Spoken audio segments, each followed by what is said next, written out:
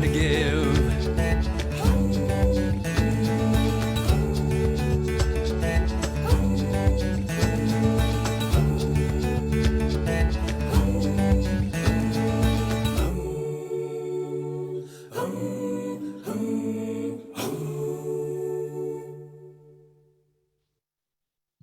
Welcome.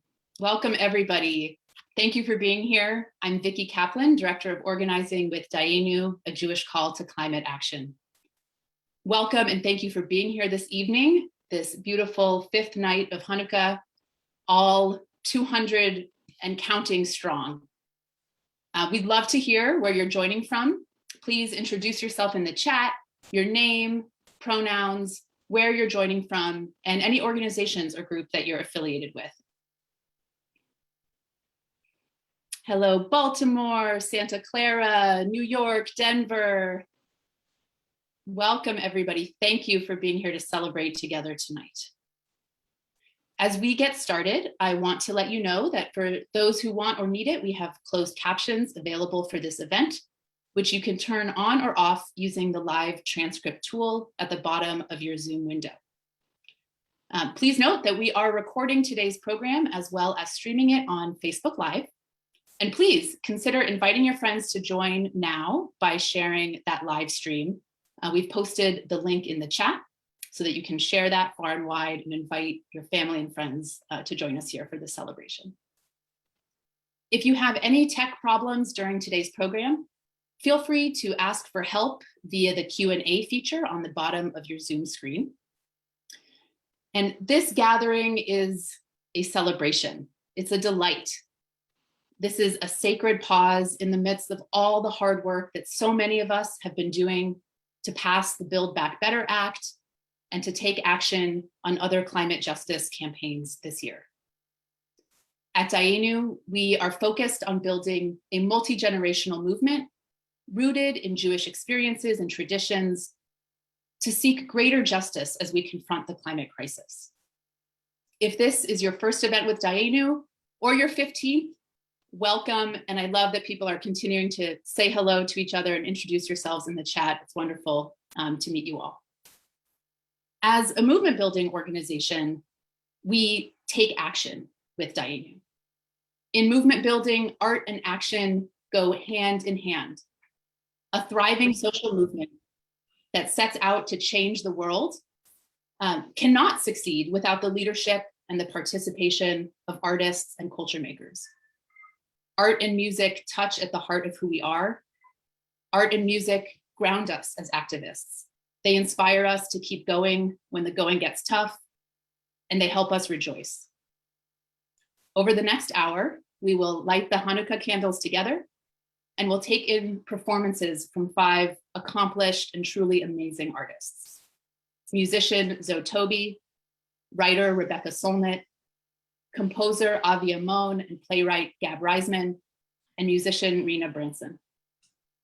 We want you to be able to concentrate on the artist performances. So rather than filling up the chat, we will email you links to the artist's music, books, and social media after the event so that you can follow them.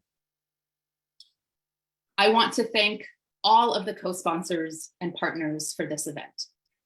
The Forward, the Jewish Theological Seminary, and 11 partner organizations.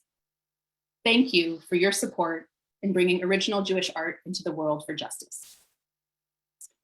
I am delighted now to pass it to Maor Green, Ritual and Music Rabbinic Fellow with Dayenu and the Jewish Theological Seminary, who will offer a short kavanah or intention and lead us in candle lighting and then introduce tonight's performers. Happy Hanukkah, Maor. Happy Hanukkah, Vicki. Thank you. It's really good to be here with y'all tonight. In the creation story in Genesis, God seems to create light twice. On the first day, creating light while separating out darkness, and then again on the fourth day, creating the sun, moon, and stars. The sages wonder, how might the light of the first day have been different from the light of the fourth day? In the Talmud, Rabbi Elazar teaches that the first human being was able to see from one end of the world to the other by the light of this first day. This primordial light of creation was visible for just 36 hours from the time humanity was created on the sixth day until the end of the first Shabbat. However, when God saw the sinful acts of humanity, God hid this light. This light became the Or Haganuz, the hidden primordial light of all of creation. This light is never absent, only hidden, waiting to be revealed. On Hanukkah, we light 36 candles over 8 nights. The Hasidic teacher, Rabbi Tzvi Elimelech Shapiro, connects the Or Haganuz, this hidden primordial light, with the lighting of the Hanukkah candles. Each candle represents 1 hour of the hidden light being seen. For those of us engaged in climate activism, it can often seem like there is much darkness in the world. The light of creation is often obscured by human-caused climate disasters and environmental injustices. All of us gathered here this evening know that we urgently need dramatic societal changes. All of this is true. However, this Hanukkah, I also invite us all to remember that there's always light present in each moment, even if hidden. Amidst the darkness of the climate crisis, there is also light. In the next hour, we will hear from 5 creatives engaged in climate activism. Each artist will be sharing of their light, sharing a taste of their artistic process and work to inspire us. We hope this evening brings us all joy on this 5th night of Hanukkah and in our activism work beyond. 2 of these artists tonight are sharing original music they wrote when Dayenu put out a call for Jewish climate activist music earlier this year. That call received 40 submissions from 5 countries. Dayenu is proud to have partnered with these artists, and I am very proud to have worked with them to produce their songs. We hope these songs will be well loved and frequently sung. Before hearing from our artists, I invite you to pause with me as I light candles on behalf of all of us gathered here tonight. Join me as we kindle that hidden light of creation, creativity, and possibility.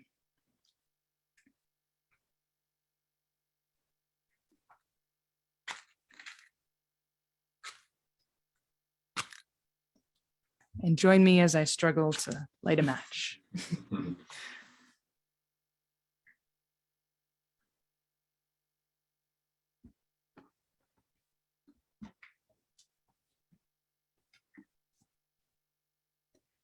Baruch atah Adonai Eloheinu melech haolam asher kiddushanu b'mitzvotav v'tzivanu lehadlik ner shel Chanukah. Baruch atah Adonai Eloheinu melech haolam she'asa nisim la'avotenu bayamim hahem bazman hazeh.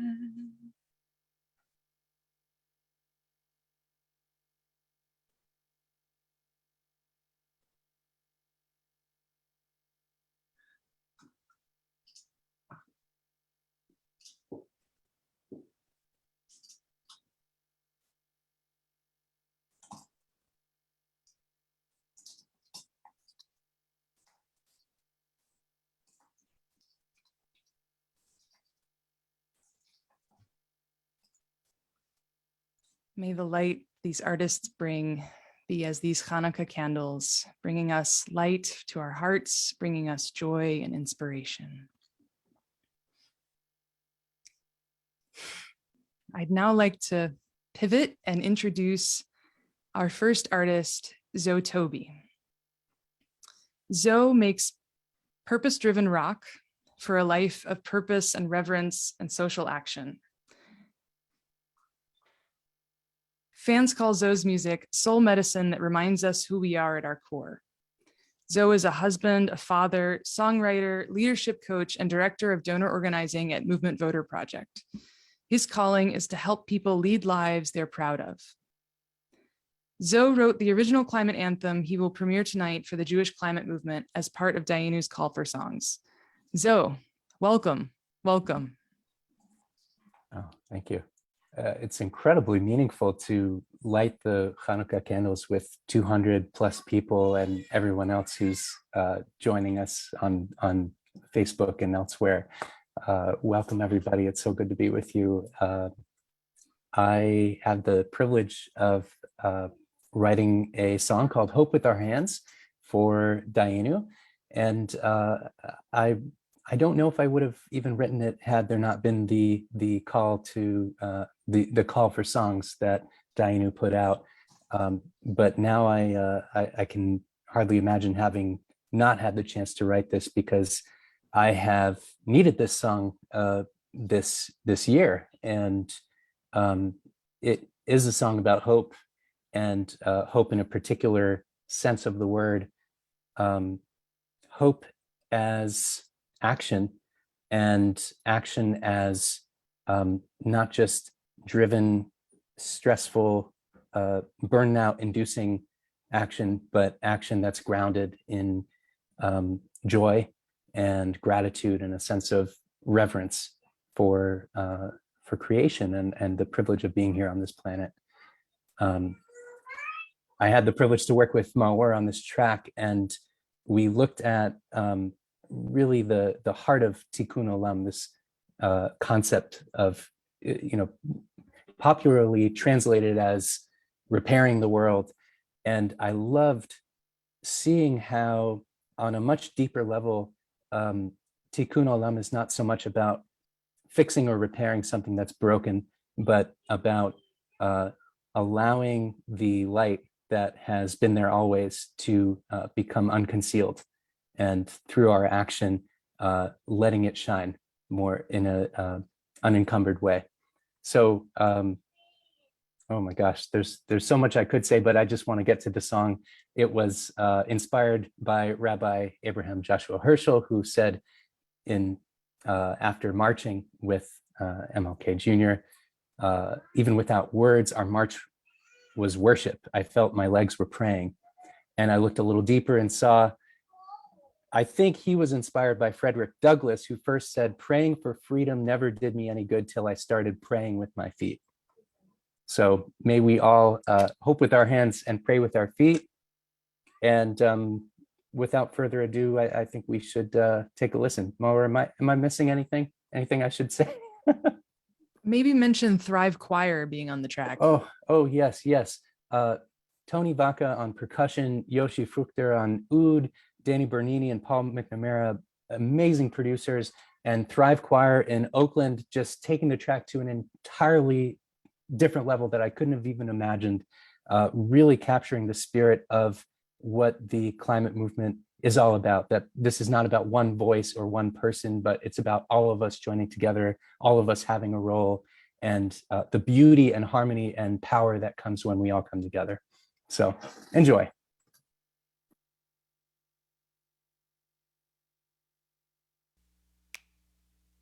This ground below us, is holy, holy.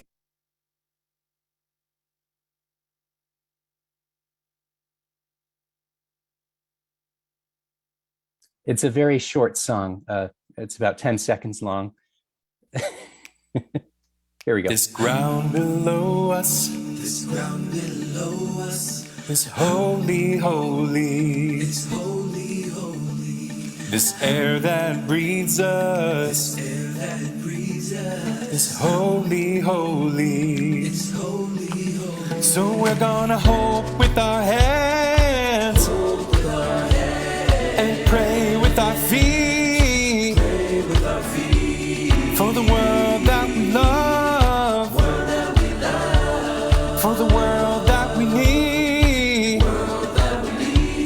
This bush is burning, this water's rising,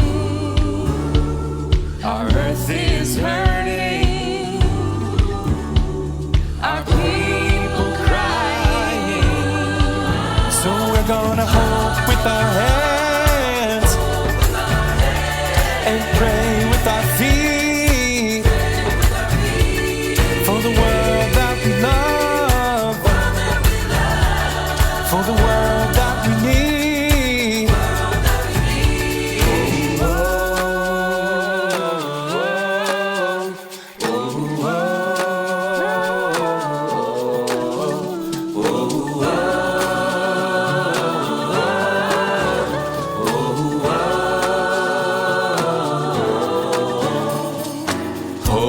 with our hands, pray with our feet for the world that we love, for the world that we need. Hope with our hands, pray with our feet for the world that we love, for the world that we need. Hope with our hands, pray with our feet for the world that we love, for the world that we need. Hope with our hands, pray with our feet for the world that we love, for the world that we need. So mercy, mercy, may we meet this moment, this world unfinished, but never broken.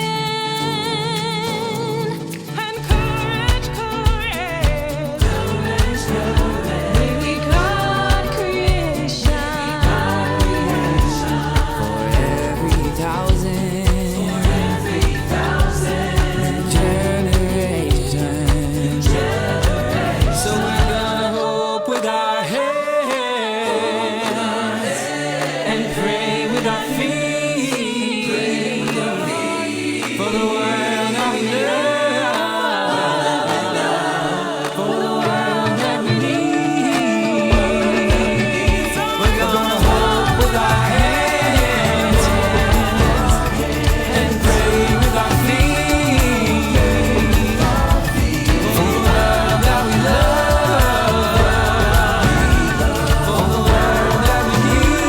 that we need. So we're gonna hope with our hands and pray with our feet for the world that we love, for the world that we need. For the world that we love, for the world that we need.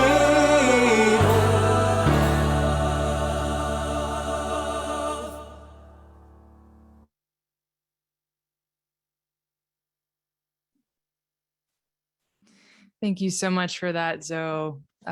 So much work went into that. And I don't know if you guys could see, we're doing this webinar style, but basically everybody was dancing among the panelists. So you should feel free to groove at home to anything that comes up tonight. I would now like to transition. So thank you, Zoe. And more info at the end and the follow-up email about how to listen to the song and all the details. We're giving everybody's at the same time. So I'd now like to transition to introducing our second artist, writer, historian, and activist, Rebecca Solnit. So Rebecca Solnit is the author of more than 20 books on feminism, Western and urban history, popular power, social change and insurrection, wandering and walking, hope and catastrophe. Her books include Recollections of My Non-Existence, Hope in the Dark, Men Explain Things to Me, and A Paradise Built in Hell, The Extraordinary Communities That Arise in Disaster. A product of the California public education system from kindergarten to graduate school, she writes regularly for The Guardian and serves on the board of the climate group Oil Change International and on Dayenu's advisory board. Rebecca, welcome. Thank you so much. Thank you, everybody, for being here. All 234 of you, according to the thing. But I know some people are have two or more people in front of their screen. This is so exciting. One of the things I love about Jewish tradition is questioning. So I wrote something that consists almost entirely of questions that goes like this. What if the oil the Jews were burning was an allegory for energy efficiency, this wild business of one night's oil lasting for 8 nights? What if we're to light our lights with sun and wind that never stops? So we had a miracle bigger than Hanukkah, light and heat and energy that will never stop as long as the sun rises and the wind blows and water flows. What if we're to kind of shift a little from Maccabees to renewables and make this a reminder that we ourselves have lived through a truly miraculous time, one in which over the past 20 years, Engineers and inventors have made it possible for us to actually leave the age of fossil fuels behind. Now I have to pronounce something that I will mangle. What if we're anti-locus? How should I say that? Antiochus. Antiochus, one of the joys of the writing life is the millions of words you never have to say out loud. What if what she said, or they said, and company, we substituted fossil fuel corporations and imagined driving them out of our energy economy? What if we're pig blood in sacred places, as the story of the desecration of the temple has it? We substituted spilled oil and spilled human blood in too many places, from the tar sands of Alberta to the Gulf of Mexico to the Niger Delta. What if we recognize that every place on earth is holy ground and that it is beautiful, essential, and deserves to be respected and preserved and not poisoned? In the words of Hopkins, the Black environmentalist with the Sierra Club, there is no extraction without racism, because as he put it a few years ago, you can't have climate change without sacrifice zones, and you can't have sacrifice zones without disposable people, and you can't have disposable people without racism. What if we consider the whole earth a temple, a sacred space, a place we have committed to protecting for the generations to come and for the species long there? Hopkins continues, we're in this global environmental mess because we have declared parts of our planet to be disposable. The watersheds where we frack the earth to extract gas are considered disposable. The neighborhoods near where I live in Los Angeles, surrounded by urban oil fields, are considered disposable. The very atmosphere is considered disposable. When we pollute the hell out of a place, that's a way of saying that place and the people and other life that calls that place home are of no value. In order to treat places and resources as disposable, the people who live there have got to be treated like rubbish. Sacrifice zones imply sacrifice to people. What if we committed ourselves to no sacrifices? What if we recognize that earthworms and bumblebees are a miracle, and pollination is a miracle, and the hydrological cycle is a gorgeous miracle, and the evolution of life was a colossal, unbelievable miracle, and the fungal networks that knit forests together are a revelatory miracle we're just beginning to comprehend, and bird migration is a miracle, and the growth of a climate movement in the face of all the obstacles, including the many-faceted, complex nature of the problem and the solutions, is a miracle. What if I told you that young people right now are taking dramatic action to demand insulation in the United Kingdom, making insulation a radical climate and justice demand, which is something I never dreamed of seeing. And climate demands us to be kind of wonky and care about a lot of things that are usually invisible to us, where our energy comes from, how our houses are built, all kinds of economic decisions and things like that. And the fact that people have actually gotten informed and passionate, engaged about them. I mean, insulation is not usually thought of as a sexy issue, is a goddamn miracle. Okay, I'm probably not supposed to say goddamn, but you know. What if I told you that Build Back Better could change the game in this country and is on the brink right now, and maybe we can push it through? What if I told you we're discussing possibilities for change that seemed impossible only a few years ago? What if I told you the Overton window has shifted magnificently because of hundreds of thousands or millions of climate activists, most of whose names will never be recorded? What if I asked you to join them? What if I told you that we're in this interesting place that is both not yet enough for what is needed, but also so much more than we had in the climate movement just a few years ago? What if the famous hockey stick with which Michael Mann showed the temperature rise was also going to be the hockey stick that showed the rise in engagement with this crisis? What if we took inspiration from the word Hanukkah, which means dedication, and dedicated ourselves tonight to the urgent task on which the future of all life depends? What if the pandemic was to teach us that it is in fact possible to change the world and the way we live dramatically, almost overnight, to pull trillions out of thin air to prevent catastrophe, or at least a crash course in that, yes, it is possible to make big changes suddenly, and don't let anyone tell you we can't and we don't have the money, because we did for the pandemic and we can for this. What if we acknowledge that every obstacle to doing what we need to do is just an excuse? What if we shouted until it was gospel what that banner in the 2014 climate march in New York City, the one with 400,000 people, said?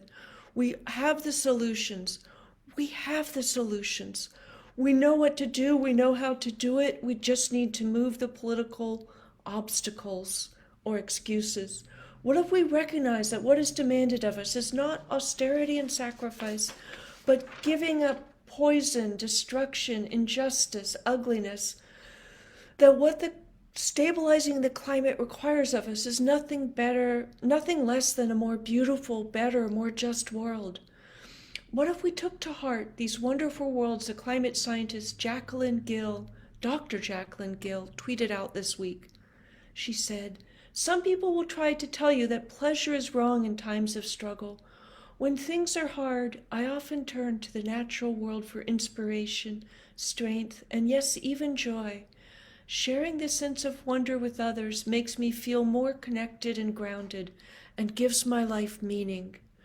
It also reminds me of what I fight for. I'm not going to stop loving and I'm not going to stop fighting. I believe deeply that we can find joy in the fight too. So if it seems like I'm leaning into wonder more these days, it's not because I'm ignoring the struggle. It's that I felt like I was becoming disconnected from the reason I do what I do. And that reason, love. I love this big, curious, wonderful, messy, fascinating planet. What if it was always about love? Thank you. Thank you, Rebecca. When I was inviting friends of mine here, fellow rabbinical students at JTS, one of them remarked that you were her rabbi. And I think so many of us can see why. Thank you. You're welcome.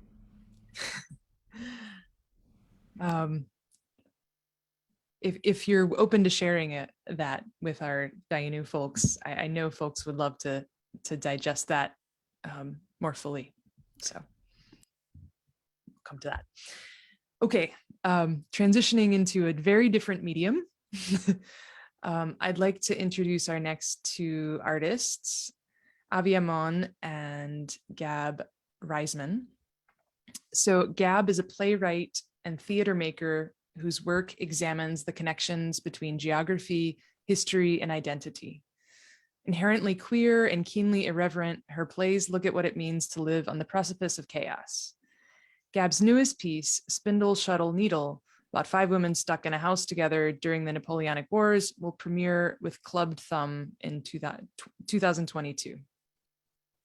Avi Amon is an award-winning Turkish-American composer, sound artist, and educator. His multi-genre work has been developed or presented by HBO, Tribeca Films, Spotify, Oregon Shakespeare Festival, St. Louis REP, and New York Theater Workshop, among others. He is the resident composer at the 52nd Street Project, a member of the workshop at Jewish Theological Seminary, and teaches at NYU.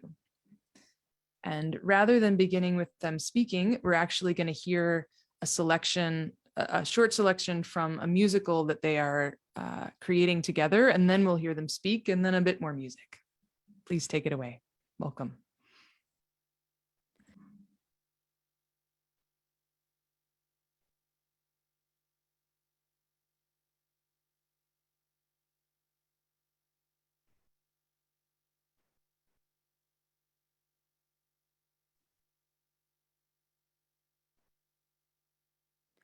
Sailing to La Louisiane, heading out from Sandalman.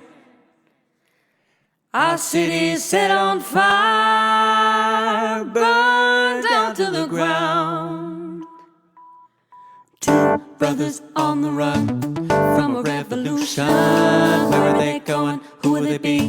Let's wait and see. Two brothers short on luck, down on their last buck. Where are we going? How will it be? Let's wait and see. Sailing to La Louisiana, heading out from Sandalman. Our city's set on fire, burned down to the ground. Sailing to La Louisiana, heading out from Sandalman.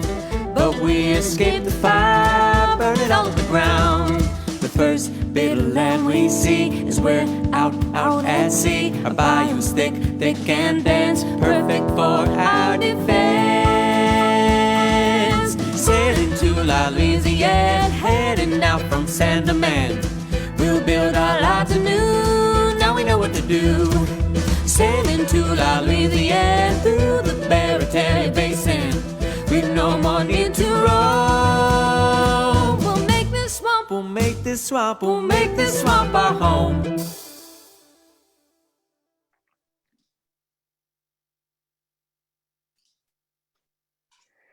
Hey, so I'm Gab Reisman. And I am Avi Amon. The song you just heard is inside a new musical that we're working on about climate change in South Louisiana called Jeune Terre. And Jeune Terre follows residents of a fictional bayou town of the same name as they bargain with scientists and state administrators for the survival of their home. As you've probably seen in the New York Times or similar, Louisiana is losing a ton of bayou land wetlands to sea level rise. Right now, about a football field worth of land gets washed out to the Gulf of Mexico every 2 hours. So I'm partly based in New Orleans, and I moved here 2 weeks before Hurricane Katrina. And so I've been living in the cycle of destruction and rebuilding for most of my adult life. Like the roof of this house that I'm in was ripped off by Hurricane Ida in August, and we had rain pour in our bedroom. And compared to thousands of people in the smaller bayou towns to the south of us where this play is set, we were super fortunate. And I'm here in Brooklyn, which, as we know, also because of Ida, is also not immune to sudden and very intense flooding. So making a piece about climate change felt pretty natural, like it's already at our doorsteps. So within Jeune Terre, the musical, there's a pair of theater makers that show up in the town of Jeune Terre, Louisiana, and make this like play with songs about the town's climate crisis and the real life pirate, Jean Lafitte. Who may or may not have been a Sephardic Jew. So like the real life pirate Jean Lafitte may or may not have been Jewish, and he may or may not have been fleeing the Haitian Revolution, coming to New Orleans from Saint-Domingue, as that song says. But he definitely was a slave trader.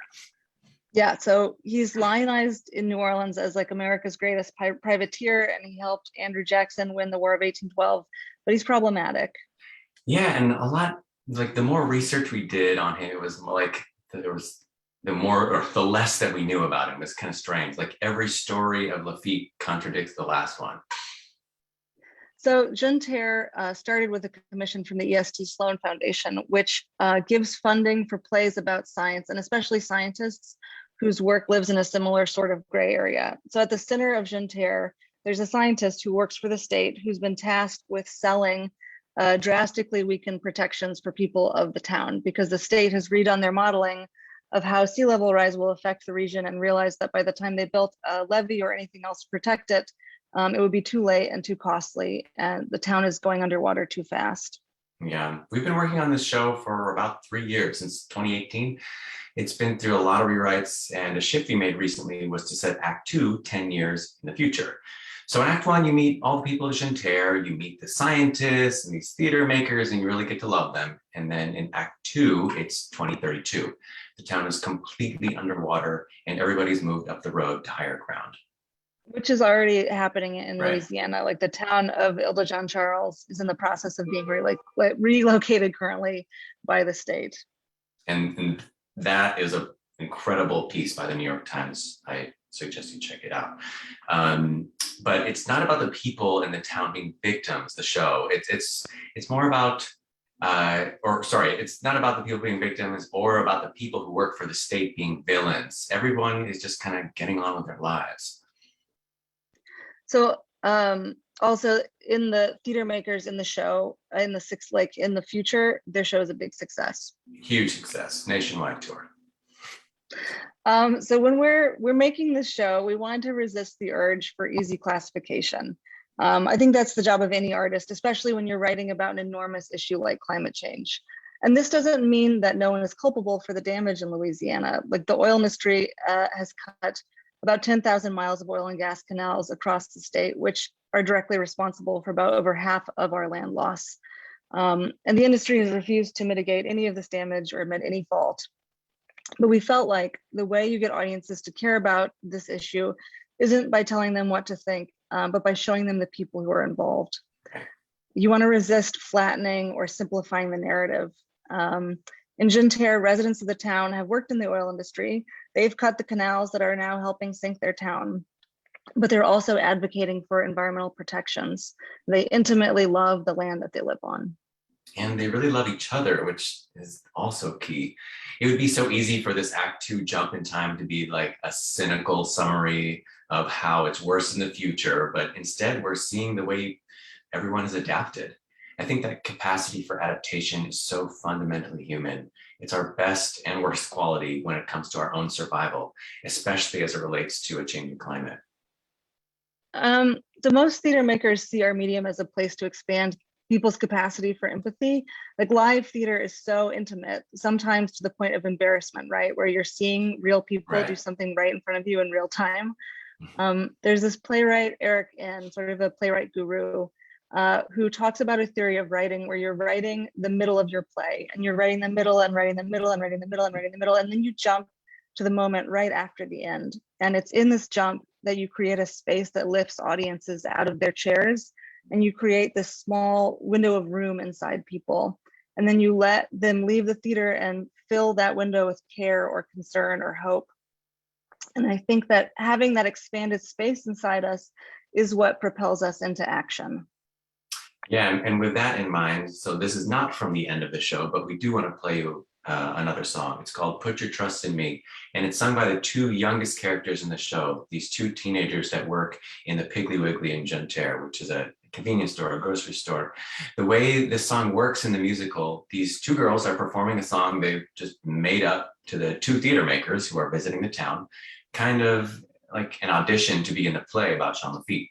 But as they sing it, the song gets bigger and bigger and bigger than them. It's kind of a constellation. It blossoms out into this larger than life moment, like glimmering into the future. I've always really dug the way these two characters manifest the song, where it's speaking to this kind of like a fictional past, but also blasting us forward.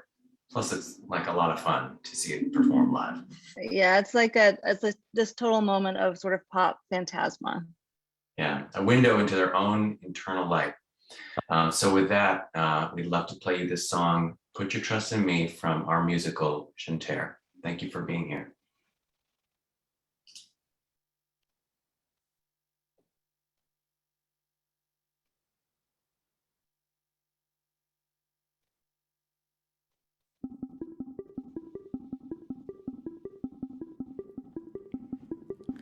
Put your trust in me, even if you don't know where I'm gonna take you. All your trust in me, come on, let me lead you through all this bayou. Put your trust in me, let me be your racehorse. Place your bets now, if you think I'm ready. Don't know where we're going, but we're going quickly. This is the trade we've carved for ourselves, chosen before we were born. It's a combo of fate and poor preparations. We are shepherds of ice to the city that care for God. Some of you wonder if piracy is worth it. Can we see nothing but your narcissistic profit? We will be judged by the annals of history, held up by a few, shrouded in mystery. Put your trust in me, even if you don't know where I'm gonna take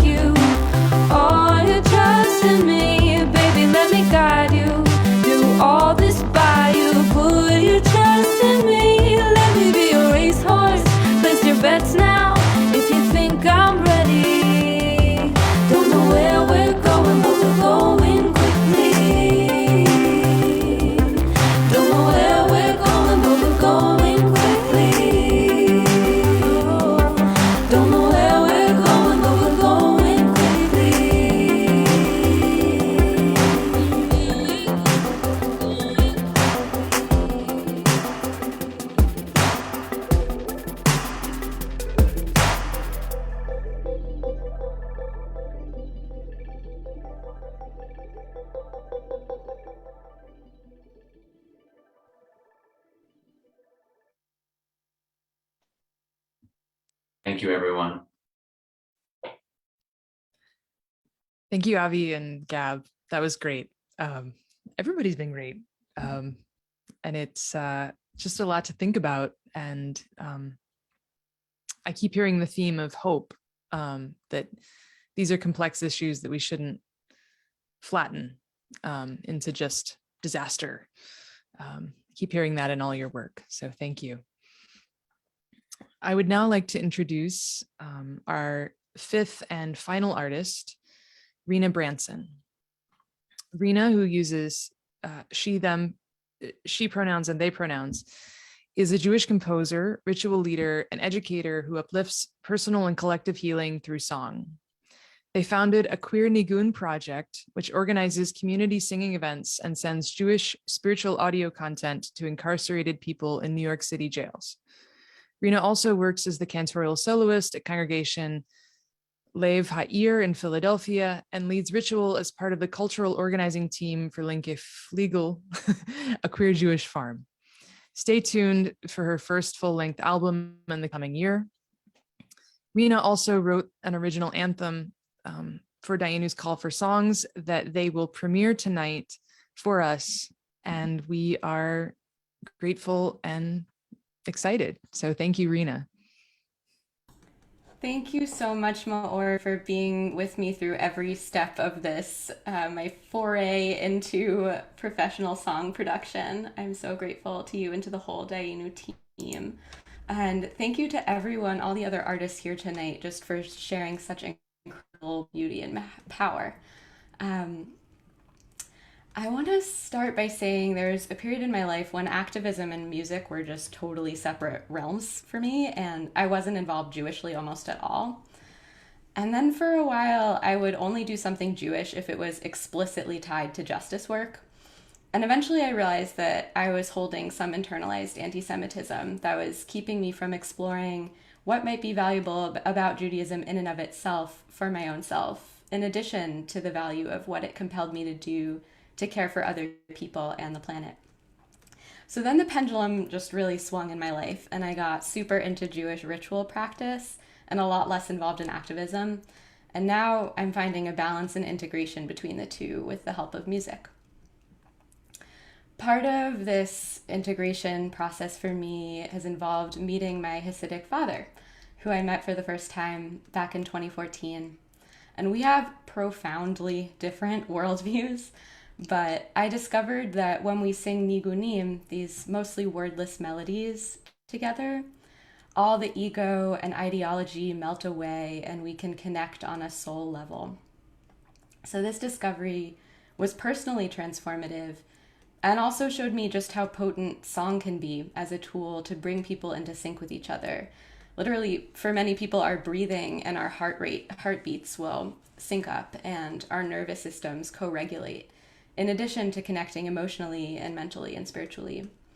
So once we're connected to each other in such a profound way, we become an unstoppable force, and all the more so when we share a collective vision. There's also deep emotional healing and metabolizing trauma that feels possible through song. I really see it as both a tool of personal and collective healing. My main outlet for this personal and collective healing work, as Maor shared, has been through a queer nigun project. And while I'll say my favorite forum for singing is sitting in a big circle, I've also had unbelievable singing experiences at protests where people were starting to run out of steam from screaming ourselves hoarse. And then someone starts a song and it's just like this beautiful seed of spiritual energy starts to grow and blossom, and a new surge of life just moves through the crowd. I think it's amazing that for thousands of years, probably millions of years for our species as a whole, we've been tapped into this power of song. And for Jews, singing has long been this kind of magical wellspring of soothing and resilience that's carried our ancestors through the most challenging times, and that can help us face the hardships we're up against today. So I feel excited about creating Jewish music that breathes new life into old traditional modes and that can serve as an offering to the communities and movements I believe in, including the climate justice movement. The song I'm releasing tonight is called Ledor Vador, From Generation to Generation. This line comes up repeatedly in Jewish liturgy, and it compels us both to appreciate the world we inherit from our ancestors and to imagine the world we want to leave to future generations. When I'm struggling to find hope, it helps me to remember that I come from people who not only sang, but knew how to live in humble interdependence with the earth, who organized their lives around the moon and the land and community. I'm equally inspired by young people today organizing climate walkouts from school and taking other actions to secure our collective future. So I wrote this song weaving together gratitude for our ancestors and for the leadership of young people today, as well as the urgent call from beings who are yet to come, asking us to pass down a livable planet to them. Now, the way melodies typically come through me is that I open my mouth and just start singing into my voice memo app on my phone and see what happens. And the first verse of this song kind of poured out one day after I'd seen Dayenu's open call for songs. I'm excited to share it with you. First, want to express huge gratitude to all the musicians on the track: Koach Baruch Frazier, Marcus Hawley, Mei Yi, Rachel Chang, Eric Sherman, Elliot Beck, and to Solomon Hoffman for the arrangement and musical direction. I'll close by sharing a blessing that we may spread the seeds of hope and song together as we continue taking courageous action until all beings can thrive under the sun. Thank you.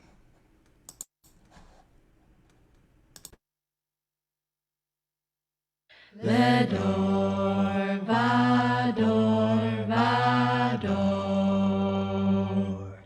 Ledor vador vador,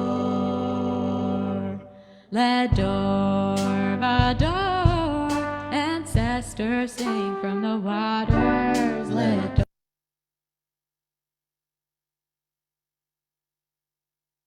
Ledor vador vador, Ledor vador vador, Ledor vador, ancestors sing from the waters. Ledor vador, children shout from the trees, generations to come. Demand that we act now to heal the earth, for all to thrive under the sun. Ledor vador, ancestors share their wisdom. Ledor vador, children take the lead, generations to come.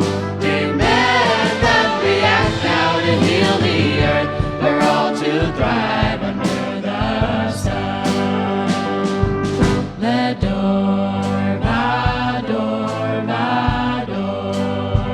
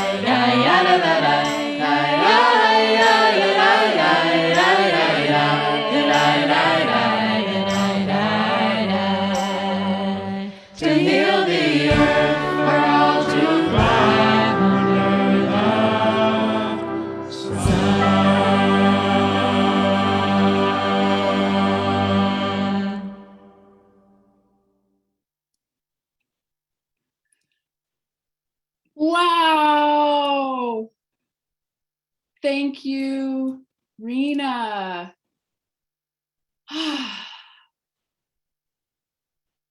I cannot wait to be singing your anthem, Zoe's anthem, to be reading and quoting some of the words that Rebecca and Gab and Avi shared tonight when we are in the streets together, marching for climate justice, when we are gathering for Shabbat meals together. I think many of us were humming along, singing along, tapping our feet. I know I was. Thank you again to you, Rena, to Zoe Tobi, to Rebecca Solnit, Avi Amon, Gab Reisman, and Maor Green for sharing your art and your wisdom and your vision with all of us. Thank you to everyone in the audience for joining this evening, this Hanukkah evening. I've really enjoyed taking in these performances and doing so in the company of so many people.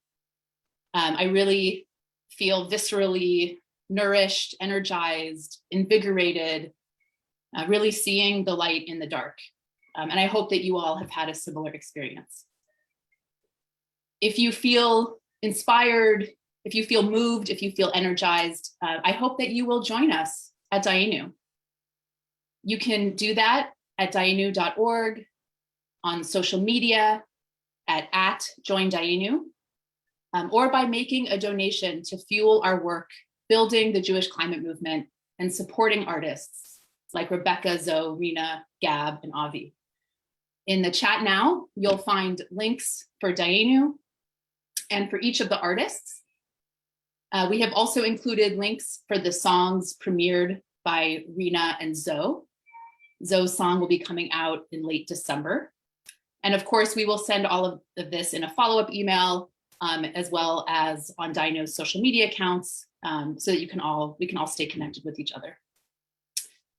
And now Maor will lead us in a closing blessing.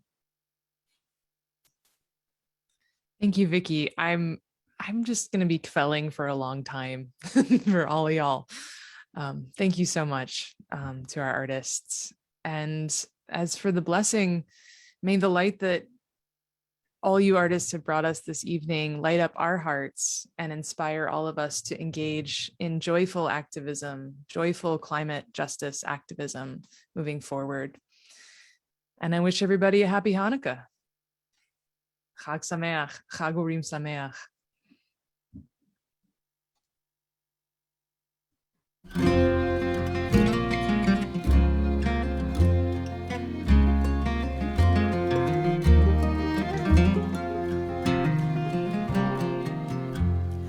Hanukkah candlelight, see my flame shining on my window's pane. Come flicker across my glassy glass and light each lonesome one to pass. If your lifelong heavy load brings you down my path and down my road, my light of Hanukkah shines your way to ask you in rest today. Hanukkah candle dances warm to help you weather your heavy storms. Shines like my lighthouse light this night to bring your worried soul my light.